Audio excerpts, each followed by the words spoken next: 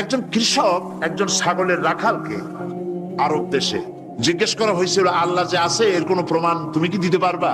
তুমি কি প্রথমে বলো আল্লাহ আছে, তুমি কি বিশ্বাস করো? অবশ্যই করি। আল্লাহ আছে, এর কোনো প্রমাণ আছে তোমার কাছে? কোনো প্রমাণ নাই, তবে আমি বুঝি আল্লাহ আছে। বলে কেমনে? যে আমি তো ছাগলের রাখাল, আমি তো লেখাপড়া করিনি, আমি দার্শনিকও না, বিজ্ঞানীও না, কিছু না, ছাগল পালি। আমি চিন্তা করি ছাগলে খায় ঘাস আর পায়খানা করে কতগুলো ক্যাপসুলের মতো ট্যাবলেট, আল্লাহ যদি না থাকবে এগুলো হয় কেমনে? ওর মাথা যেমন ও বুঝছেও তেমন। কথা বুঝতে পেরেছেন? ছাগলের রাখাল ছাগলের পায়খানা দেখা ওর মনেও চিন্তা আসে, নিশ্চয়ই কেউ পরিকল্পনা করে এরকম করে। কিন্তু ইউনিভার্সিটিতে কিছু সংখ্যক শিক্ষক আছেন জনগণের 12 কোটি মুসলমানের পয়সা দিয়া বেতন খায় আর বলে আল্লাহ নাই। একজন তো এই কথা কয়ে মরিয়ে গেছে।